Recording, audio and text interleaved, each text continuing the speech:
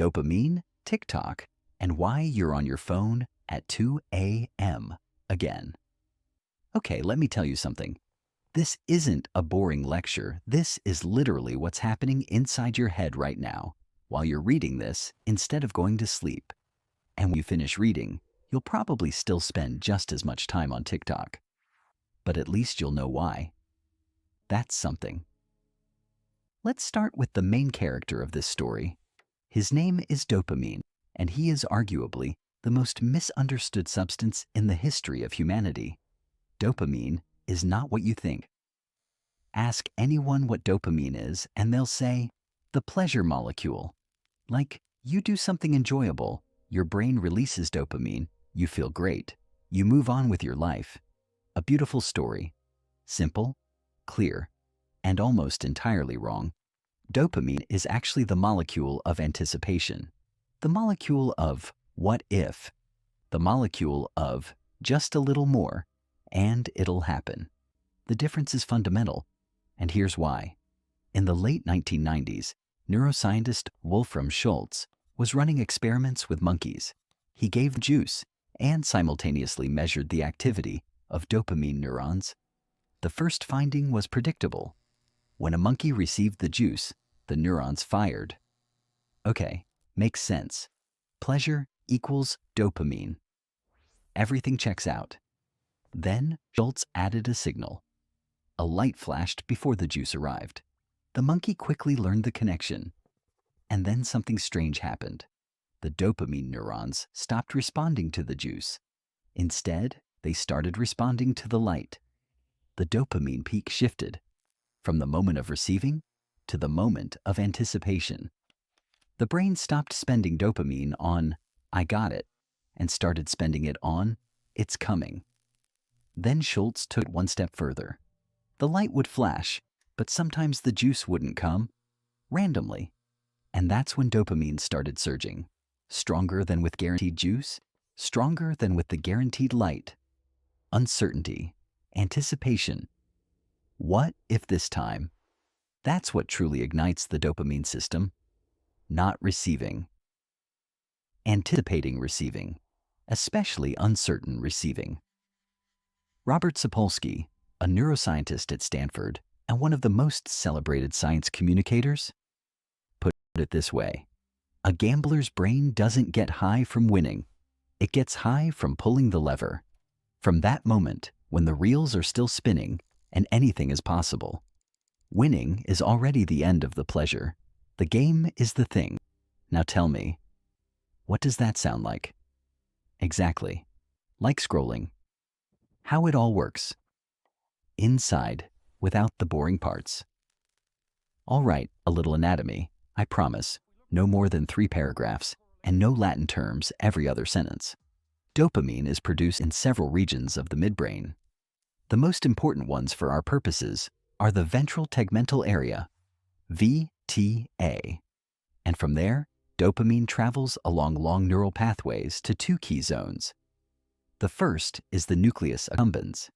This is the desire center. It's responsible for how strongly you want something, how pulled toward it you feel.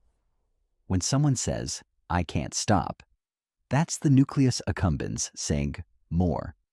Second zone is the prefrontal cortex. This is the control center. It's responsible for the ability to stop, assess the situation, and tell yourself, okay, that's enough. I'm going to sleep. These 2 zones are in constant competition. Nucleus accumbens. One more video. Prefrontal cortex. It's already 1 in the morning. Nucleus accumbens. But this will be the last one. Prefrontal cortex. You've said that 20 times already. And so on in circles. Who wins? It depends on circumstances. When you're rested, fed, not stressed, the prefrontal cortex works well and is perfectly capable of stopping the marathon. When you're tired, hungry, under pressure, it runs at half capacity, and the nucleus accumbens gets carte blanche. That's exactly why we all get sucked into our phones at night, and specifically after a hard day. This isn't weakness of character. This is the neurobiology of exhaustion. the one-armed bandit in your head now. Let's get back to the key idea: variable reinforcement. The concept was developed by B. Skinner in the 1950s, and even though he himself was quite the bore, the discovery he made was absolutely explosive. Skinner would take pigeons and train them to press a button for food. Then he varied the conditions. Pigeons that received grain every single time they pressed responded moderately. They pressed, ate, went about their business. Pigeons that received grain randomly, sometimes after the first press, sometimes after the 20th, sometimes not at all, pressed the button with manic intensity. They couldn't stop. Even when grain stopped being given entirely, they kept pressing for a very long time, just in case. Maybe this time. Congratulations, you're a pigeon. I'm a pigeon too. We're all pigeons. Skinner would have been thrilled, but he died in 1990. He didn't live to see the smartphone era, and that was probably a mercy for him. Variable reinforcement is the most powerful learning scheme known to science. More powerful than constant reward, more powerful than no reward at all. It's precisely the randomness, the unpredictability, the what if this time, that keeps behavior alive and persistent. Casinos knew this long before neuroscientists did. Slot machines are built on exactly this principle. You don't know when the jackpot will hit. Maybe on the next pull. Maybe after 200. That uncertainty is precisely what makes it impossible to say, okay, that's the last time. Because the next time might be the one. TikTok is a slot machine. Just free, vertical, and full of cats. Every swipe up is pulling the lever. Sometimes you hit a video so funny, you immediately forward it to 5 people with the message, watch this right now. Sometimes it's a guy showing how he eats soup in his car, and it's genuinely unclear why this exists. But you swipe anyway, because the next one might be the one. What if? Why short videos are qualitatively different? I want to stop on this separately because a lot of people think, so what, television was addictive too and people survived. That's the wrong comparison, and here's why. When you watch a series, you have a narrative, characters you care about, a plot you emotionally invest tension in for 40 minutes. The brain builds long-term anticipation. How will this end? That's also a reward loop, and it also holds you in. But it's a complex, multi-layered loop that requires cognitive effort. A short video is 15 to 60 seconds. In that time, the brain can't build anything long-term, but it can run a complete cycle of trigger, anticipation, result, and immediately start the next one. No pause. Not a single second for the prefrontal cortex to step in and say, stop. It's like the difference between a full meal and eating chips one at a time. After a proper meal, satiation kicks in. Your stomach sends signals. Satiety hormones are released. Your brain registers enough. When eating chips one by one, that signal never comes. Each individual chip is too small to count. Your hand reaches again and again. And then you look up and the bag is empty and you don't remember how that happened. Neuroscientists call this sensory-specific satiety. It's a built-in mechanism. You've had your fill of potatoes, but you're ready for dessert because it's a different taste, a different texture, a different sensation. The brain gets satiated by a specific stimulus, but not by stimulation in general. TikTok exploits this on an industrial scale. Every next video is a different topic, different pace, different emotional register, different voice, different aesthetic. The brain never gets full because the dish keeps changing. You can watch for 3 hours straight and still not feel like enough, because the next video is already a different dish. There's one more thing short videos have done. They've retrained the brain to a different pace. After watching clips of 15 to 30 seconds for a long time, the brain starts perceiving anything longer than a minute as too long. This isn't a metaphor. It's literally happening at the level of neural expectations. A 10-minute YouTube video starts to feel like a lecture, a book, like an artifact from another civilization. People write in comments, "Too long, give me the summary under a 3-minute video." And that's not laziness, it's recalibration. The brain has gotten used to a different tempo of stimulation. The algorithm. A neuroscientist. Without a degree but with billions of examples. Now, let's talk about who's operating this machine from the other side. There's a common misconception that TikTok's algorithm just shows you what you like. That's about as accurate as saying a dentist just looks in your mouth.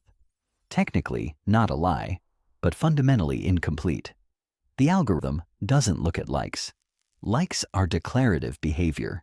People like what they consider appropriate or smart, what they're not embarrassed to show others. That's a social signal, not an honest signal about what actually grabbed you. The algorithm looks at behavior. How many seconds you spent on each video, whether you watched to the end, whether you paused, and at exactly what moment, whether you rewatched it, whether you skipped it within the first 2 seconds, whether you opened the profile, whether you went into the comments, whether you shared it, and to which app, because different platforms reveal different things. Here's a concrete example. A video about a shopping mall fire. You didn't like it, didn't follow the channel, you even grimaced a little, but you watched it 3 times and paused on the frame with the flames. Done. Logged. Anxious content involving catastrophe gets to you. Next up, a plane crash. Then, a story about someone who nearly drowned. Then, a documentary about serial killers. You didn't ask for this. You didn't even realize it was happening. You just notice at some point that you're watching something very dark and can't look away. This isn't malicious intent or a conspiracy. This is ordinary machine optimization. The algorithm doesn't think about your mental health. It doesn't think at all. It optimizes one metric, time in the app. And over years of working with billions of users, it has found empirically that anxious, slightly provocative, emotionally charged content keeps people engaged longer than neutral content. Not because people are bad, but because evolutionarily, our brains are wired to prioritize threat-related information. The algorithm discovered this and uses it without any malicious intent. Researchers at Georgia Tech in 2022 created fresh accounts and measured how long it took for the feed to become personalized enough to noticeably increase session time. The answer: about 35 minutes of interaction. In 35 minutes, the algorithm learns enough about you to keep you there longer. That's less than 1 episode of a TV show, less than lunch, less than the average commute to work. One of the most sophisticated techniques the algorithm discovered on its own is emotional alternation. A funny video, then something slightly sad, then something causing mild anxiety, then funny again, then awe, then a slight scare again. This isn't the result of someone's creative decision in a TikTok office. It's what the algorithm found through trial and error. This sequence keeps people engaged longer than any other pattern. Why does it work? Because different emotions activate different neurotransmitter systems. Switching between them prevents the brain from adapting and reducing its response. You're constantly slightly stirred, slightly surprised, slightly moved. No single state stays long enough for the brain to get used to it and dampen the reaction. You don't notice 2 hours passing, because every minute something happens. New, different, unexpected. What actually happens to your brain from chronic scrolling? This is where things get a little less funny. No scare tactics, just neurobiology. The dopaminergic system operates on the principle of homeostasis. This means the brain always seeks equilibrium and adapts to any sustained level of stimulation. If you're regularly too hot for a long time, your body recalibrates its thermoregulation.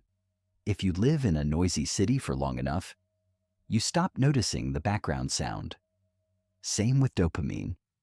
If you're getting a high level of dopaminergic activity for an extended time, the system adapts. It reduces the number of receptors, lowers their sensitivity. neurons start responding more weakly to the same stimulus. This is called desensitization. The mechanism itself is completely normal. It's standard neuroplasticity. The brain always adjusts to its environment. The problem is the consequences for daily life. Things that used to bring pleasure no longer deliver the same effect. A book you could read for hours now feels boring after 10 minutes. A conversation with a friend without a phone, slightly anxious, just sitting and doing nothing, almost unbearable. Not because books got worse or you got worse, but because your dopamine system has been recalibrated to a different amplitude. It now needs TikTok to feel anything at all. Everything else seems pale and flat. Neuroscientist Anna Lembke from Stanford, who wrote the book Dopamine Nation, describes this through the metaphor of a balance scale. On one side, pleasure; on the other, pain, discomfort, anxiety. The brain always seeks equilibrium between them. When you chronically and intensively tip the pleasure side, the brain adds weight to the other side to level things out. And when the stimulation ends, you don't simply return to zero. You go into the negative. The anxiety, irritability, and feeling of emptiness and something's missing immediately after you put your phone down. This isn't just a bad mood or weakness of character.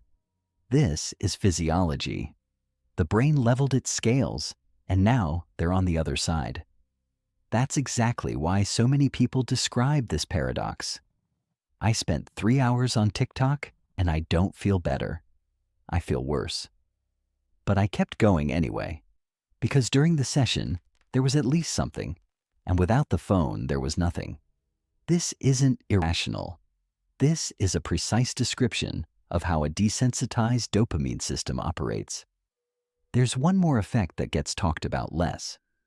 Chronically high levels of dopaminergic stimulation affect motivation toward long-term goals.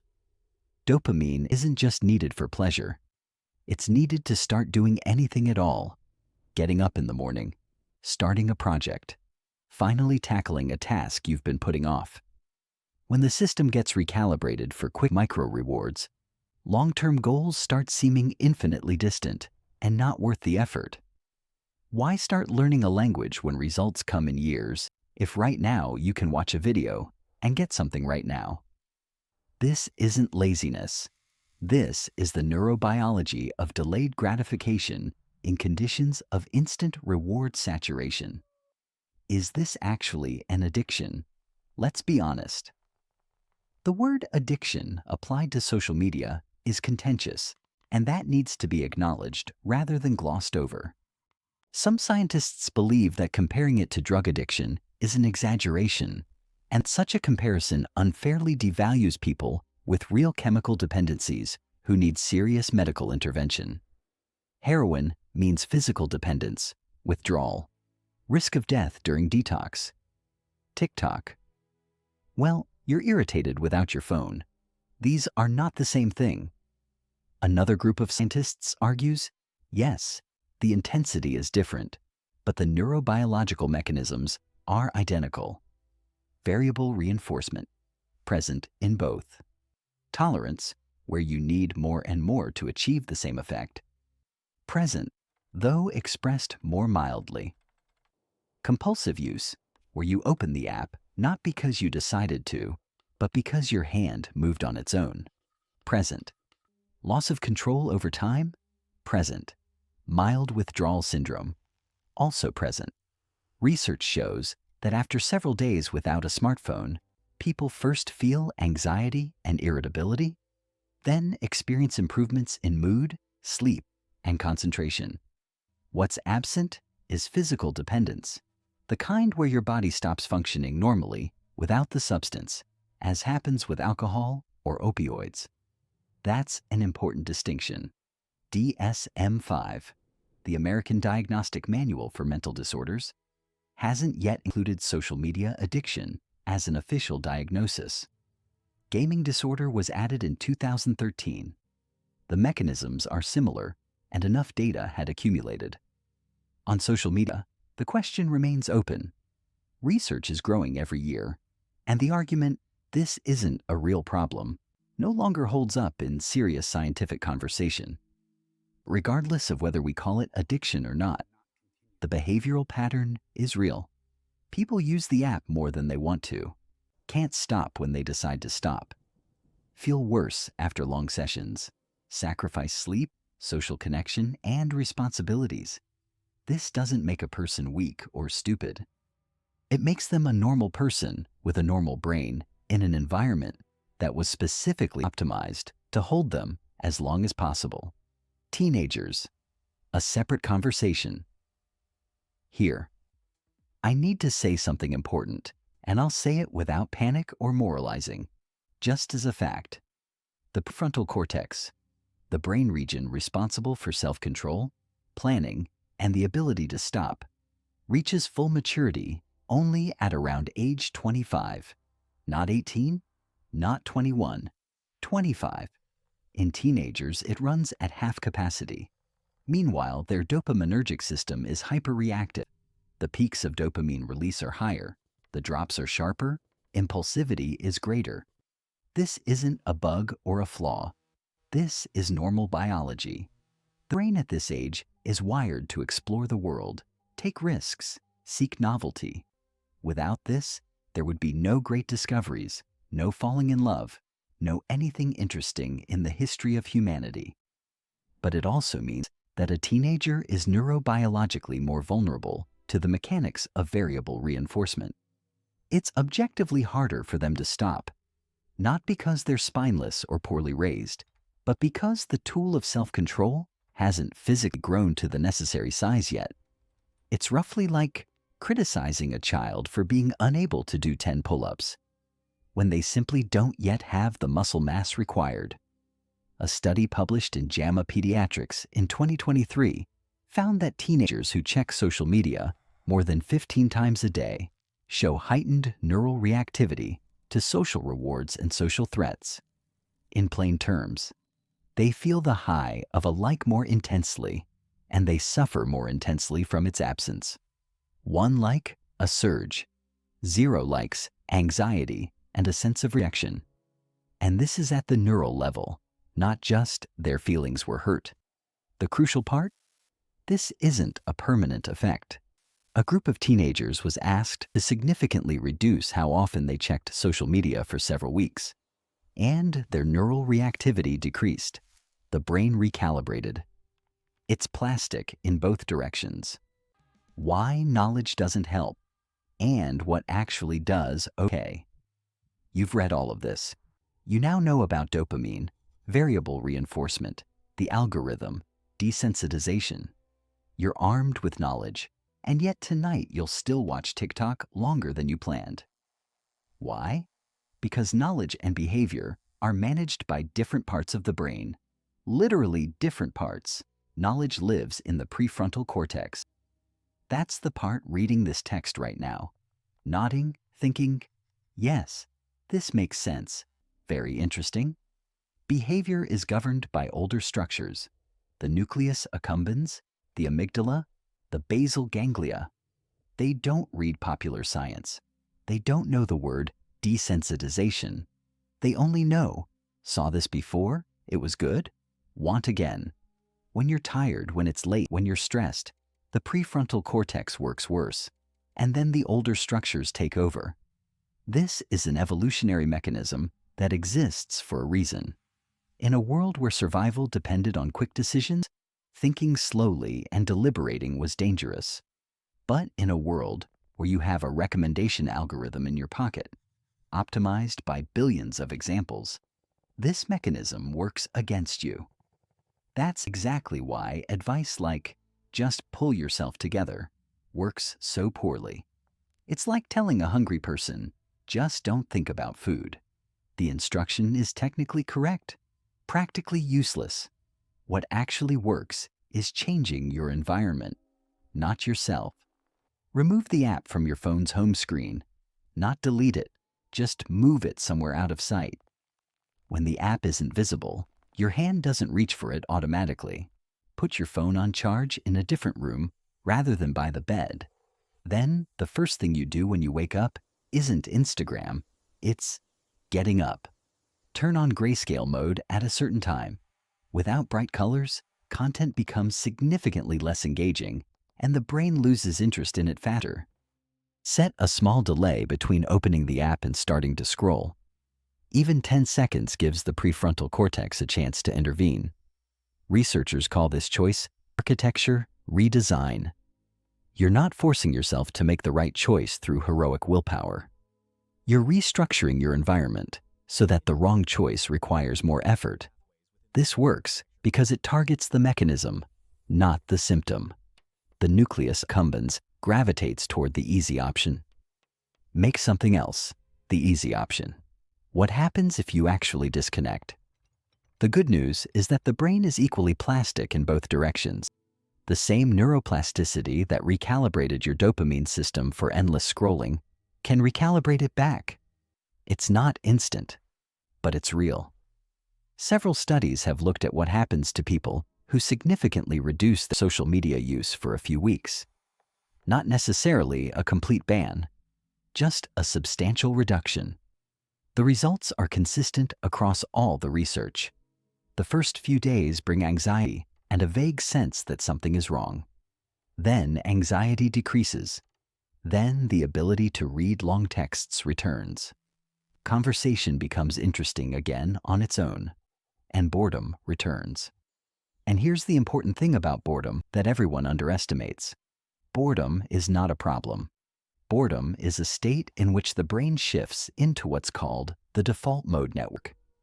In this mode, the brain isn't absorbed in external stimuli, and it starts generating something internal: thoughts, memories, connections between ideas, plans, dreams.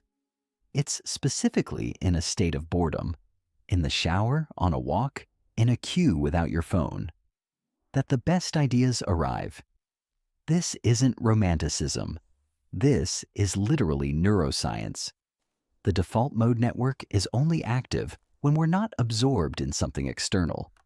A brain constantly crammed with phone content is a brain that never enters this mode. A brain that never thinks its own thoughts, only consumes other people's. That in itself isn't a catastrophe, but it's something worth at least knowing. The first days without constant phone use are uncomfortable. Those are Lemke's scales leveling out and temporarily tipping to the other side. Anxiety, the feeling that something is missing, your hand automatically reaching toward an empty pocket. This is normal. It doesn't mean something is going wrong. It means something is going exactly right. One last thing. Honestly, TikTok is not a monster, not a conspiracy against humanity. It's simply a very well-optimized product that uses real features of the human brain, features that develop over millions of years of evolution. Our brains were not built for a world with an endless stream of personalized content. They were built for a world where novelty was rare and precious, and you had to grab it immediately before it disappeared. The algorithm simply found that button and presses it several times per second. Understanding this doesn't mean quitting TikTok. Most people who understand how casinos work still go sometimes. Understanding is not immunity, but understanding is at least honesty with yourself. You know what happens when you pick up your phone at 2 a.m. You know that the dopamine peak is anticipation, not receiving. That the algorithm knows you better than some of your acquaintances do. That every swipe is pulling the lever on a one-armed bandit. That your prefrontal cortex is tired right now and losing to the nucleus accumbens. Sometimes that knowledge is enough to put the phone down. Sometimes it isn't. But that's your dopamine. You at least know its name now.